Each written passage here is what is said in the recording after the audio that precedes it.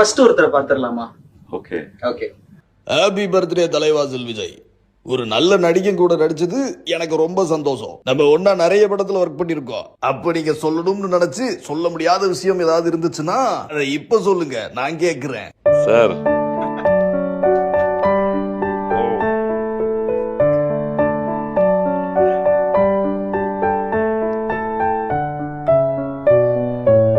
இவர் பத்தி என்ன சொல்றது? ஐ மீன் 8-9 படம் பண்ணியிருக்கேன் அவரோட.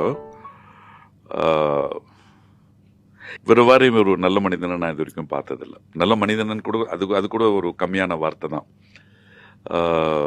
மற்றவங்களுக்கு சாப்பாடு போட்டு அவங்க சாப்பிட்றதுல அந்த சந்தோஷத்தை பார்த்து சந்தோஷப்படுற ஒரு ஆள்னா எனக்கு தெரிஞ்சு இவர் மட்டும்தான்.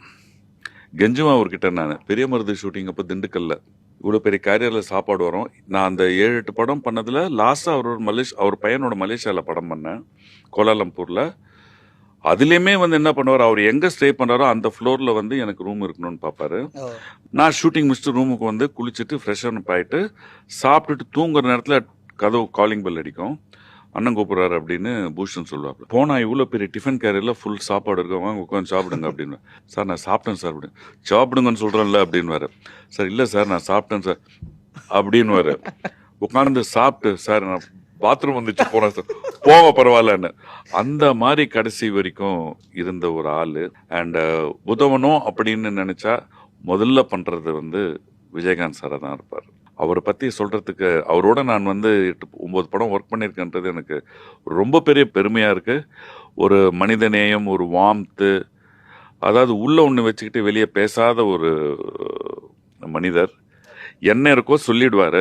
சிவாஜி சார் இறந்தப்போ விஜயகாந்த் சார் தான் நடிகர் சங்க தலைவராக இருந்தார். ஃப்ரம் போக் ரோட் சுந்தரம் வழியாக அப்படி போயிட்டு பெசன் நகர் போகுது. த ஹோல் வே அந்த வழி நெடுகில் அந்த க்ரௌடை விஜயகாந்த் சார் இறங்கி நின்று முன்னாடி நின்று we are not able to move even an இன்ச்ன்ற ஒரு சிச்சுவேஷனில் இவர் எல்லாம் இது பண்ணிட்டு போயிட்டோம். எங்கள் பெசன் நகர் கிரிமிட்டோரியம் கிட்ட போகும்பொழுது அதில் பார்த்துக்கிட்டு இருக்கோம் ஒரு legend the passing away of a legend and the respect given by the பப்ளிக்ன்றது கண் கூட நாங்கள் நேக்கடையில் பார்க்கும்பொழுதே அது நானும் நாசரும் பேசிட்டோம். மச்சான் நம்ம நினச்சி கூட பார்க்கல இல்லடா, தேவர் மகன் பண்ணும்பொழுது ஃபஸ்ட்டு படம் அவன் நாசருக்கும் அதான் ஃபஸ்ட்டு படம்னு நினைக்கிறேன்.